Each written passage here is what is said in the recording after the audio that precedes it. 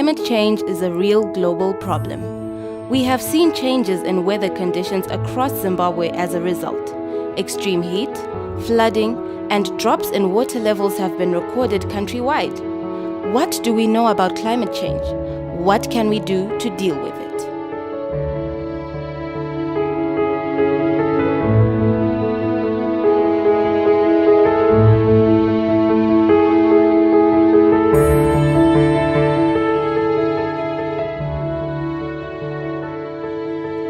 Kids, come get some water. Thanks, Dad. Remember, Thanks, Dad. I told you guys to stay hydrated and keep drinking water. Thanks, Dad.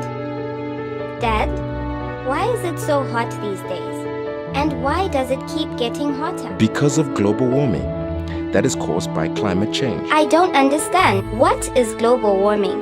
And why is it caused by climate change? Well, sweetie, global warming is when the planet gets hotter and hotter. It is caused by climate change because of all the bad gases that are emitted into the air. So what causes the bad gases to go up in the atmosphere? Well, that's a long and more complicated story, which all starts with how humans treat our environment.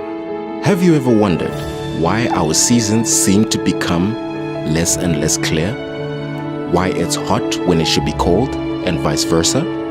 Do you know what climate change is? If you don't worry. You are not the only one. If you do, unfortunately, you're one of the few. Before we even start, the first thing we have to acknowledge is that climate change does in fact exist. Climate change is the change in average weather pattern over a certain period of time. Climate change is the change of weather or the change of seasons.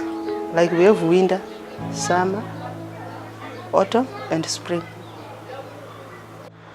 Climate change is the change in the pattern of the weather or weather conditions. Climate change is the changing of the weather for a long time. It takes about from 35 years to 40 years. Well, climate change are any effects related to any weather conditions in a certain place, I think. So first of all, we have to tell people what climate change is and what's causing it. And then you have to be very careful not to frighten people too much because it's a very scary topic. But if you terrify people, then they'll be paralyzed and they won't be able to do anything about it because it will just seem too daunting for them. So I think what's important is, if possible, to highlight the opportunities that climate change presents. And climate change does present some very positive opportunities. For example, communities need to learn to work together, and that's something that is just good for humanity, whether climate change is around or not. Also, there are lots of opportunities in the greening of the economy, which is something that we're going to have to do in order to prepare for climate change. So there are lots of opportunities for young people in alternative energy systems, in improved agricultural systems, in energy efficiency, in waste management. So I think that there definitely are positives and we just have to highlight those. The problem isn't that people don't know about climate change. It's that some people don't even believe it exists. And if it does, they believe it is not of a significant threat. Now, make no mistake, climate change does exist. It is a serious problem. We see the damage it does every day, and it's only getting worse. But don't worry, that's why we are here. We're here to make sure that by the time you finish watching this, not only will you know what climate change is, but you'll know how to survive it. The problem is, sometimes even when we do know that climate change exists, we ignore it and think it's someone else's problem. The truth is, it's everybody's problem. Yours, mine, your sisters, your brothers, and everybody who wishes to have a bearable and livable future on this earth. We in Africa should especially be concerned because as a developing nation, we will mostly be affected by the consequences of climate change. The environmental damage will start affecting the economic and social aspect of our lives. With the increase of climate change daily, and the decrease of responsibility to try and lessen it, climate change has started a chain reaction that will have a domino effect on the Zimbabwean economy. Our economy cannot sustain the drastic amount of change that will be needed in the future to ensure that everyone in Zimbabwe will have the resources they need. And not just that, but we will become more susceptible to diseases because we won't have enough plants to deal with them. Other natural diseases like cholera and malaria will easily spread because of the growing heat and water shortages. We need to be aware of the things we're doing wrong and make drastic changes before our country turns into a desert. It's hard to say what's going to happen. This is a difficulty that scientists have because we have no idea what's going to happen in the future. All we know is that it's probably not going to be very good. So what's difficult about preparing for climate change is you don't know exactly what you're dealing with. And as many people have suggested, Zimbabwe could have a lot of refugees, not just from outside our borders, but from within the country. So if people are suffering a severe drought or a cyclone, they might come into cities just for a short time to recover. Other people could come in for long term from, say, Mozambique or from Namibia or from Botswana. So really what we have to do is try and design our settlements to be very flexible. And we need to put in better systems now before we have the problem. So the systems that are really going to suffer are things like energy, electricity for cooking and for lighting, water supplies. We need to somehow manage our water better, conserve our water, because there are going to be a lot more people using a lot less water. Climate change means less water in the future. Waste management is going to be an issue because if we can't manage our waste now, which we can't, in future it's going to cause real health hazards when we get a lot of climate refugees. Shelter, we're going to have to think, we may have to relax or change some of the bylaws in order to allow people to build temporary shelters which are safe and environmentally friendly, but which can be put up very quickly so that the city can expand. I also think that we need to make spaces for urban agriculture because we're going to need to be able to produce food in cities.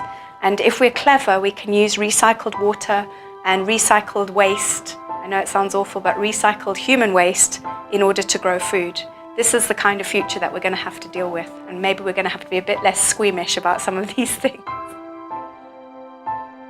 Climate change affects the natural vegetation, wildlife, water, and minerals, which reduces food supplies and raw materials.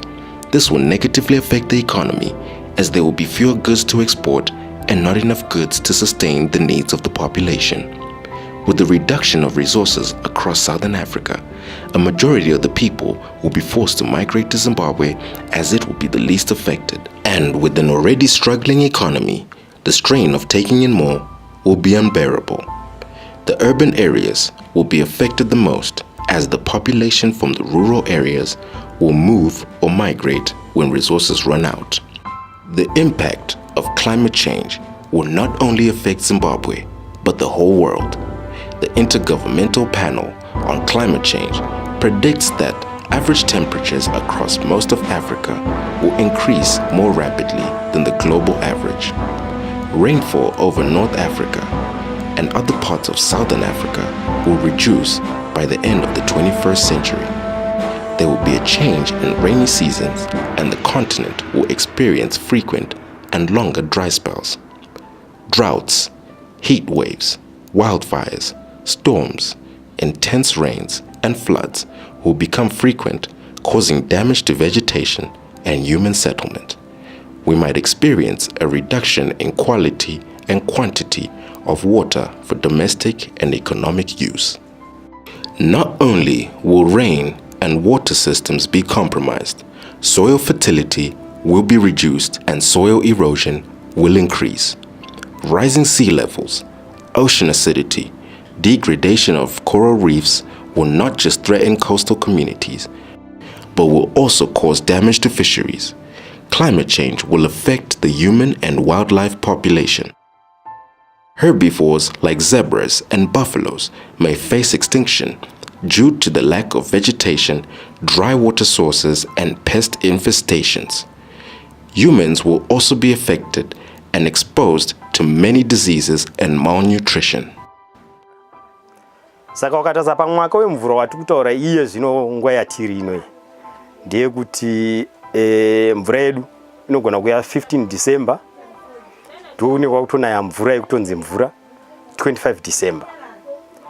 Kana kuti wakatoishaya 25 December unotozoiona kuma 28 December or 1 January. Ndo nguva inozooneka mvura kunaya kwayo kuti inenge yawo nguva mvura yekuita sei yekunwa zvirimwa muchaita sei amucharima.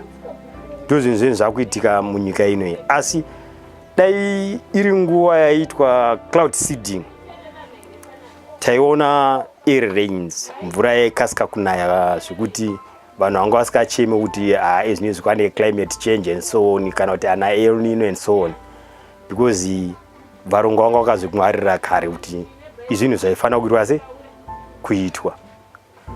Because takada kutarisa, let's say unge takatasa unge in Mozambique. Nana Mozambique akutwe ma cloud seeding.